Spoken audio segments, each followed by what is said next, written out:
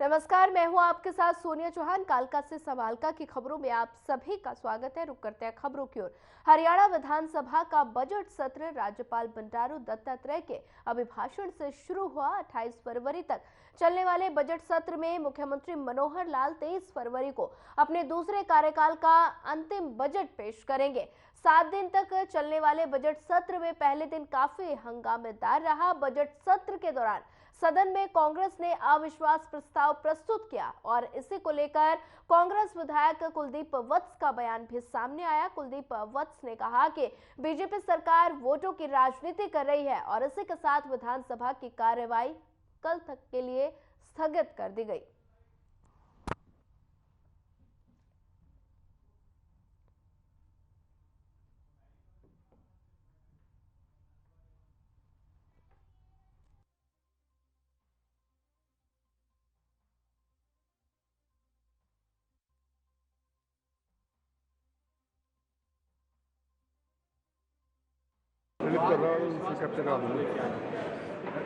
आज आपने पता है पूरे प्रदेश में जो गवर्नमेंट है जेजेपी और बीजेपी ये अपना विश्वास, लोगों का विश्वास करके लोगों ने इसको बनाया था। आज लोगों की नज़रों से गिर चुके हैं, लोगों की नज़रों में उनका विश्वास खत्म हो चुका है। इसके लिए आज हम विश्वास लेके आए, विश्वास प्रस्ताव लेके आए। देखिए, जो किसान की बात है, जिस किसानों ने इनको वोटें दी, जो आज नरेंद्र मोदी जी देश के प्रधानमंत्री बनने से पहले नारा देते थे कि भाई हम MSP लागू करेंगे, किसान की आय दुगनी करेंगे। आज हमारे प्रदेश के किसान और देश के किसान पंजाब के भाई हरियाणा में नहीं जा सकते, हरियाणा के भाई दिल्ली में नहीं जा सकते। रोडों पे मारी जा रही हैं, रबड़ की गोलियां मारी जा रही हैं, किसानों पे झूठे 307 के मुकदमा जींद के अंदर लगाए जा रहे हैं। तो ये किसान का विश्वास इनके प्रति खत्म हो चुका।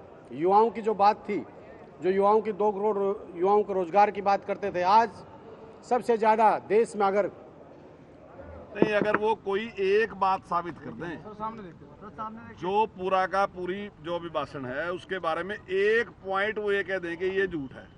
हर काम वो है जो सरकार ने किया और उसी की चर्चा जो है उसी को माननीय राज्यपाल जी ने अपने भाषण में कहा है और हर आदमी इस बात को महसूस कर रहा है। जहां पहली सरकार के बारे में जिस प्रकार के आरोप लगते थे, पक्षपात के आरोप लगते थे, चाहे डेवलपमेंट का था, चाहे रोजगार का था, तो आज उस प्रकार का पूरे हरियाणा में कहीं चर्चा भी नहीं है उस बात की कि कहीं किसी के साथ हो रहा। और जिस प्रकार से डेवलपमेंट की गई है और हरविंदर कल्याण जी ने जिस प्रकार से उसका सारा अनुमोदन भी किया है, तो स्पष्ट है कि सरकार ने उस प्रकार के काम किए हैं। देखिए, ये अपने आप में बहुत बड़ी सफलता है कि 9.5 साल के बावजूद सरकार में जिस प्रकार का विश्वास पहले दिन था, उसी प्रकार का बल्कि उससे ज्यादा विश्वास जनता का आज भी सरकार के प्रति है। जहां हाउस के अंदर सरकार के पास पूर्ण बहुमत है, वहीं सरकार के प्रति बाहर भी उतना ही विश्वास है जितना 2014 में उसने व्यक्त किया था, वैसा ही विश्वास है और बल्कि उससे ज्यादा विश्वास है। चलिए, इस वक्त आपको बड़ी खबर से रूबरू करवा देते हैं। बड़ी खबर इस वक्त की चंडीगढ़ से। हरियाणा विधानसभा के बजट सत्र का पहला दिन। बड़ी खबर, अहम जानकारी। कांग्रेस ने अविश्वास प्रस्ताव सदन में किया प्रस्तुत। कांग्रेस विधायक कुलदीप वत्स का बयान आया सामने। बड़ी खबर, अहम जानकारी। सरकार कर रही है वोटों की राजनीति। बड़ी खबर, अहम जानकारी आपको इस वक्त की दे रहे हैं। हरियाणा विधानसभा के बजट सत्र का पहला दिन। कांग्रेस ने अविश्वास प्रस्ताव सदन में की प्रस्तुत। कांग्रेस विधायक कुलदीप वत्स का बयान, सरकार कर रही है वोटों की राजनीति। बड़ी खबर, अहम जानकारी आपको दे रहे हैं। हरियाणा विधानसभा के बजट सत्र का पहला दिन। कांग्रेस ने अविश्वास प्रस्ताव सदन में की प्रस्तुत। कांग्रेस विधायक कुलदीप वत्स का बयान, सरकार कर रही वोटों की राजनीति। बड़ी खबर, अहम जानकारी। हरियाणा विधानसभा के बजट सत्र का पहला दिन। कांग्रेस ने अविश्वास प्रस्ताव सदन में किया प्रस्तुत। कांग्रेस विधायक कुलदीप वत्स का बयान आया सामने। बड़ी खबर, अहम जानकारी।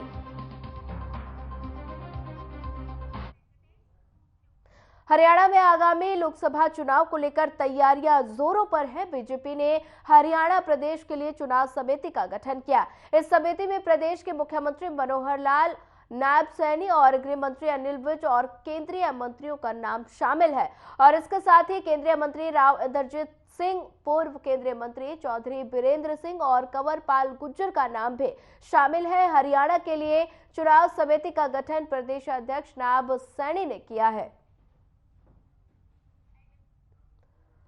बता दें कि लोकसभा चुनाव की तैयारियां तेज हैं और साथ ही नायब सिंह सैनी ने घोषणा की।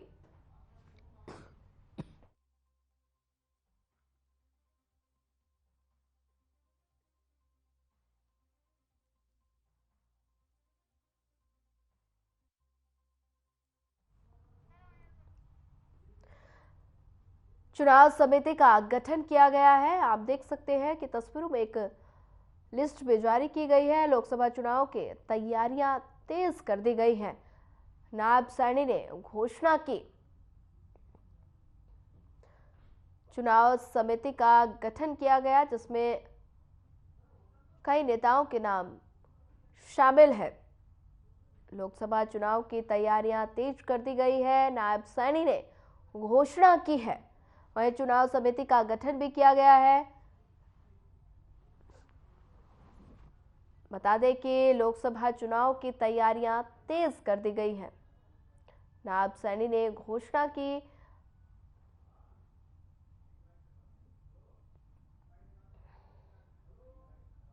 लोकसभा चुनाव की तैयारी तेज।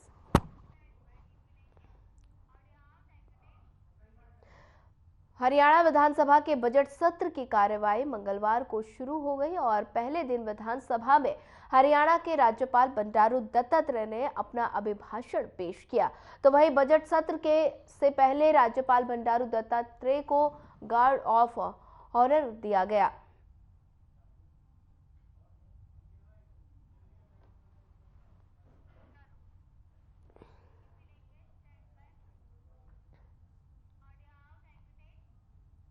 बढ़ते हैं अगले खबर की ओर। प्रदेश अध्यक्ष नायब सिंह सैनी के अभिनंदन समारोह का ग्रामीणों को निमंत्रण दिया और इस दौरान ग्रामीणों ने अनिल शर्मा का फूल मालाओं और पगड़ी के साथ भव्य स्वागत किया। इस अवसर पर पत्रकारों से बातचीत करते हुए उन्होंने कहा कि आगामी 1 मार्च को तोशाम की नई अनाज मंडी में होने वाले भाजपा प्रदेश अध्यक्ष नायब सिंह सैनी के अभिनंदन समारोह का निमंत्रण देने के लिए वो तोशाम क्षेत्र के गांव के दौरे कर रहे हैं और अभी तक करीबन 2 दर्जन से अधिक गांव का दौरा कर चुके हैं।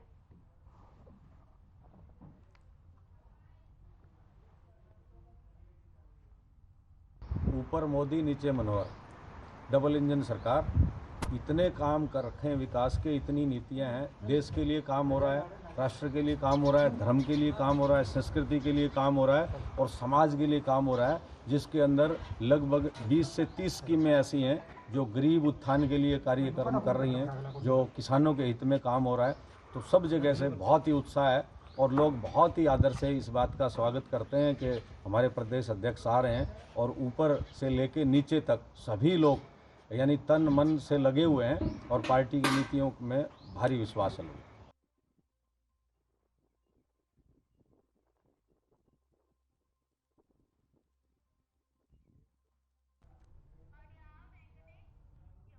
किसानों के प्रदर्शनों के कारण पंजाब और दिल्ली के बीच के बॉर्डर पर सड़कें बंद हो गई हैं, जिससे हरियाणा के कैथल में रोडवेज बसों का संचालन प्रभावित हुआ।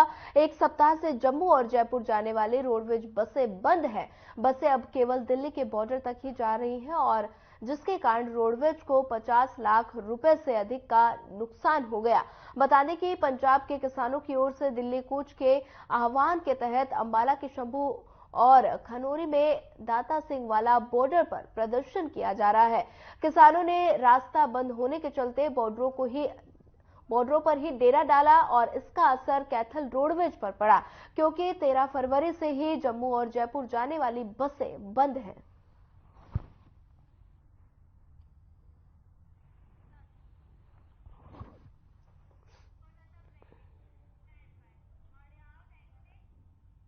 फिलहाल वक्त तो चला एक छोटा सा ब्रेक का। ब्रेक के बाद जल्द हाजिर होंगे।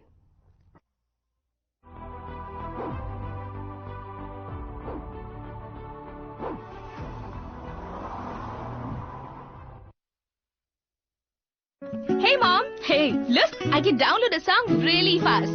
I can make dosas faster. Must be joking. Bus, 3 easy steps. Mix with water, spread batter, fry. गाना डाउनलोड हुआ? नहीं, पर तब तक मैं इडली बनाती हूँ। हमने बनाया किड्स से। एक हुंकार भरी थी शहीद भगत सिंह ने और 200 साल की गुलामी की जंजीर पिघलकर पारा पारा हो गई थी। आज एक बार फिर वही हुंकार भरी पंजाब के मुख्यमंत्री भगवंत सिंह मान ने। मकसद आजादी के 75 साल बाद भी बुनियादी सुविधाओं से वंचित जनता को उनके अधिकार दिलाना, उन्हें वो सम्मानजनक जीवन देना जिसकी कल्पना शहीद आजम ने की थी। सफर आसान नहीं था, क्योंकि 75 सालों से सरकारी पीड़ा सहन करती जनता भी शोषण, रिश्वत और कालाबाजारी को भाग्य का लिखा समझ बैठी थी। लेकिन एक दिन ये तस्वीर बदलनी थी, और इसे वही बदल सकता था जिसके दिल में निस्वार्थ सेवा भाव हो, जिसने आम आदमी की समस्याओं को करीब से देखा हो, उसकी पीड़ा महसूस की हो। माननीय मुख्यमंत्री का मानना है कि उनकी सरकार की पहली जिम्मेदारी जनता के जीवन में आसानी लाना है। इसलिए उनकी सरकार सत्ता के गलियारे में नहीं, जनता के द्वारे पर होगी। लिहाजा उन्होंने सुनिश्चित किया कि पंजाब में अब किसी को भी राशन लेने के लिए दुकानों के चक्कर नहीं काटने होंगे, बल्कि हर महीने सरकार आपका राशन खुद आप तक पहुंचाएगी। गेहूं या आटा, पसंद आपकी। मान सरकार का मिशन, घर घर मुफ्त राशन।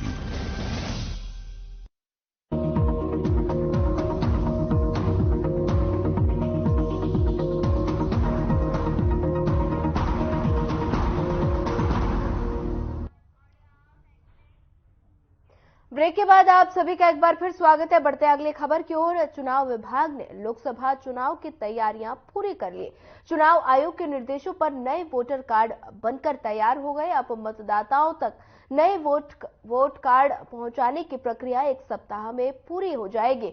चुनाव तहसीलदार नए वोटर कार्ड को लिस्ट कर पैक कर पोस्ट ऑफिस के माध्यम से मतदाताओं तक पहुंचाया जा रहा है। वहीं बता दें कि चुनाव अधिकारी नए वोटर कार्ड अधिकतर 18 वर्ष से अधिक युवाओं बनाए गए हैं, और जिसमें कुछ नाम परिवर्तन और जन्म तिथि परिवर्तन के वोटर कार्ड भी बनाए गए हैं। चुनाव अधिकारी नए वोटर कार्ड पाकर चुनाव आयोग की प्रक्रिया से खुश नजर आए, और भिवानी जिला के गांव गंगाला निवासी रामनिवास शर्मा ने बताया कि उन्हें उनके नाम परिवर्तन का नया वोटर कार्ड मिला है। नया वोटर कार्ड बनवाने में किसी प्रकार की कोई परेशानी नहीं हुई।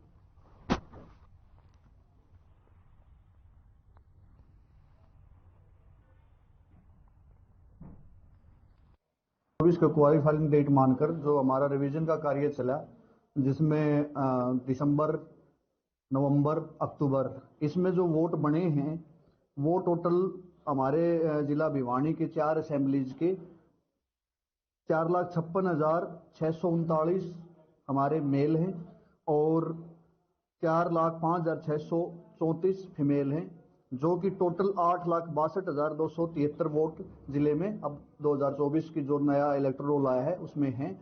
और अब जो नए वोट हमारे रिवीजन के दौरान बने हैं उनको इलेक्शन कमीशन ऑफ इंडिया की गाइडलाइन के अनुसार हम बाय पोस्ट वोटर के घर भेज रहे हैं, जिसका कार्य हमारे चुनाव कार्यालय के अंदर चला हुआ है। हाँ सर, चुनाव में ऐसा है, अभी नई लिस्ट हमारे पास जारी हो गई है और नए वोट है हम बाय पोस्ट भेज रहे हैं घर पे, और इसमें जल्दी से जल्दी जितना हो सके उतना कार्रवाई कर रहे हैं। किस प्रकार से सारी प्रक्रिया को कार्यरूप दिया जा रहा है?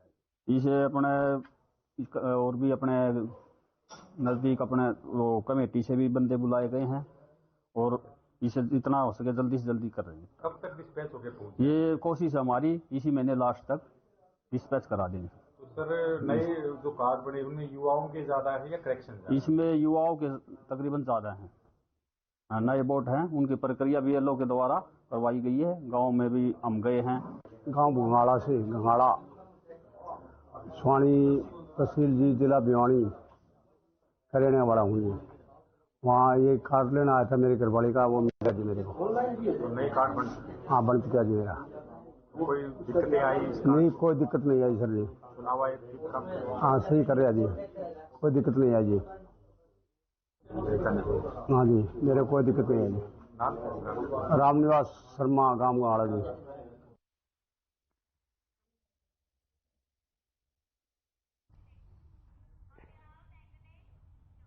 किसान नेता सरवन सिंह पंढेर ने प्रेस कॉन्फ्रेंस कर बताया कि किसानों ने केंद्र का प्रपोजल ठुकरा दिया। किसानों के 3 बड़ी मांगे हैं: एमएसपी की गारंटी, स्वामीनाथन की रिपोर्ट, C2+50 फॉर्मूला लागू किया जाए और किसानों का कर्ज माफ किया। सभी राजनीतिक पार्टी अपना स्टैंड क्लियर करें और केंद्र एक नया अध्यादेश लेकर आए और सभी राजनीतिक पार्टियां उसको वोट देकर उसे कानून बनाए। पंजाब सरकार भी अपना स्टैंड क्लियर करे, क्योंकि पंजाब के पहले 3 जिलों में इंटरनेट सेवा बंद थी, अब 7 जिलों में इंटरनेट सेवा बंद कर दी गई है। कमर्शियल इंटरनेट पर भी पाबंदी लगाई गई है।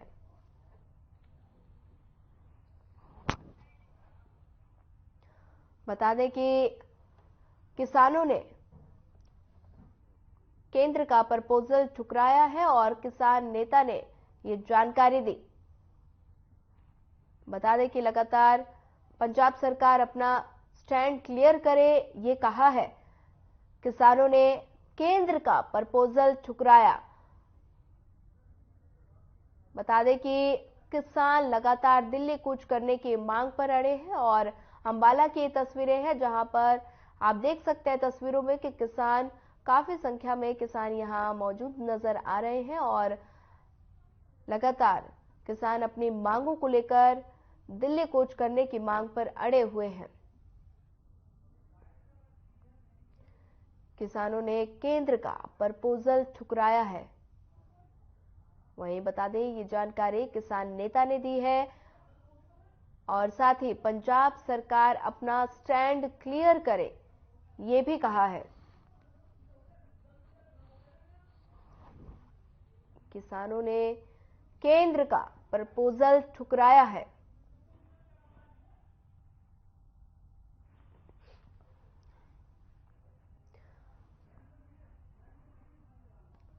किसानों ने केंद्र का प्रपोजल ठुकराया, किसान नेता ने ये जानकारी दी है। पंजाब सरकार अपना स्टैंड क्लियर करे, ये भी कहा है।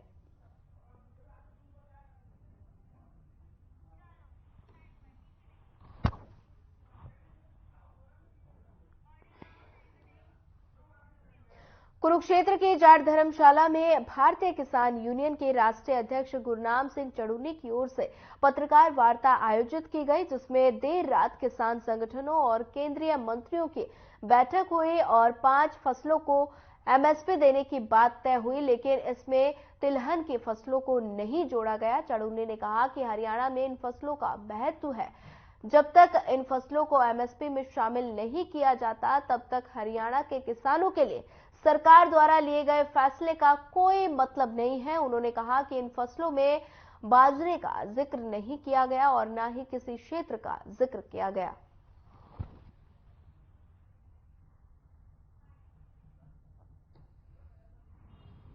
आज जो आंदोलन देश में चल रहा है, इसमें जो बातचीत हुई है, कल जो बातचीत हुई है, जिसपे सारे देश की आंखें थी कि शायद कोई हल निकलेगा, उसमें उन्होंने 5 फसलों पे आश्वासन दिया है कि हम इनको एजेंसियों से जो है वो खरीद करवाने की बात कर सकते हैं। हमारा उसमें कहना ये है कि 2 मुख्य फसलें पे चर्चा नहीं हुई। क्या चर्चा नहीं हुई है तो माननी नहीं है, चर्चा हुई हो तो माननी नहीं है। उनमें एक फसल जो बहुत अहम है वो है ऑयल सीड। ऑयल सीड पे कोई चर्चा नहीं हुई है और ऑयल सीड बहुत भारी मात्रा में पैदा होता है, हरियाणा में भी, पंजाब में भी, बाकी पूरे देश में भी होता है। और ऑयल सीड की वजह से खाने वाले जो तेल हैं वो बाहर से बहुत बड़ी मात्रा में निर्यात होते हैं। मानिए करीब 1 लाख करोड़ का तो हर साल हो ही जाता है, जो अपने देश का पैसा दूसरे देश में जा रहा है। और दूसरा उसका नुकसान ये हुआ कि जो गेहूं का एरिया था वो बदल के सरसों के नीचे चला, वो जो सरसों का एरिया था वो बदल के गेहूं के नीचे चला गया। गेहूं का उत्पादन फालतू है।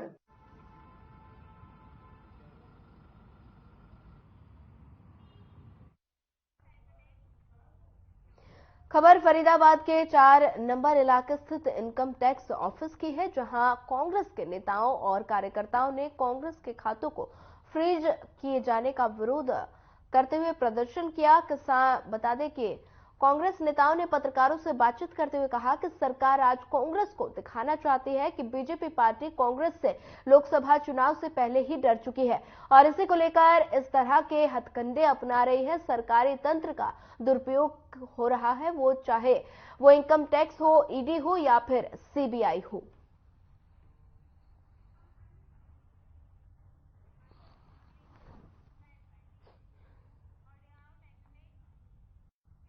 बढ़ते हैं अगली खबर की ओर। हरियाणा विद्यालय शिक्षा बोर्ड के 10वीं और 12वीं की परीक्षा 27 फरवरी से शुरू होकर 2 अप्रैल तक जारी रहेंगे। हरियाणा विद्यालय शिक्षा बोर्ड के अध्यक्ष डॉक्टर सीपी यादव ने पत्रकार वार्ता में इसकी जानकारी दी। साथ ही परीक्षाओं के प्रवेश पत्र 20 फरवरी से बोर्ड के वेबसाइट से डाउनलोड किए जा सकते हैं। बोर्ड चेयरमैन ने बताया कि हरियाणा विद्यालय शिक्षा बोर्ड ने पहली बार 10वीं कक्षा में मूल्यांकन प्रक्रिया में बदलाव लाने का निर्णय लिया है और इसके तहत अब सीबीएसई की तर्ज पर 10वीं के परीक्षार्थियों को थ्योरी व प्रैक्टिकल को मिलाकर 33% अंक होने पर पास किया जाएगा, जबकि पूर्व प्रैक्टिकल में अलग अलग 33% अंक लेने होते थे। बोर्ड चेयरमैन ने बताया कि 10वीं की परीक्षा 27 फरवरी से 26 मार्च तक आयोजित होगी, जिसमें 3,03,869 परीक्षार्थी भाग लेंगे और 12वीं कक्षा की परीक्षा 27 फरवरी से 2 अप्रैल तक आयोजित होंगी, जिसमें 2,21,484 परीक्षार्थी शामिल होंगे। आज के दिन हरियाणा विद्यालय शिक्षा बोर्ड फरवरी और मार्च में जो परीक्षाएं शुरू होने वाली है 27 फरवरी से secondary, senior secondary, Haryana open school की, डीएलएड की, इनके जो एडमिट कार्ड्स है कल से जारी हो जाएंगे। सुबह से बच्चे स्टूडेंट्स अपने एडमिट कार्ड डाउनलोड कर सकते हैं। तो ये आज मुख्य उद्देश्य है। साथ में ही हमने अपना पास फार्मूला जो है क्लास 10th में सेकेंडरी में इस बार उसमें सुधार लाया, उसको बदला है। तो इस बार जो पास फार्मूला ये रहेगा कि सेकेंडरी क्लास में 10th में जो 33 मार्क्स लेने होते हैं वो पहले दोनों में अलग अलग 33% मार्क्स लेने होते थे। इंटरनल असेसमेंट का जो 20 नंबर था उसमें से 33%।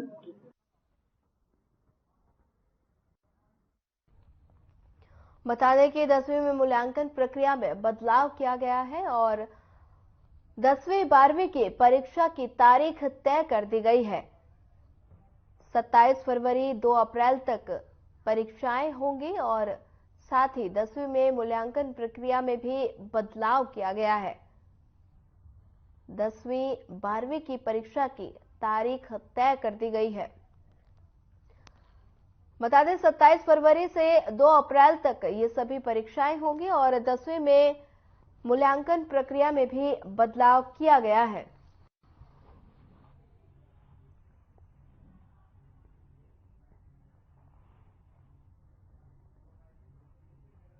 दसवीं में मूल्यांकन प्रक्रिया में बदलाव किया गया है और बता दें कि 10वीं 12वीं की परीक्षा की तारीख तय कर दी गई है।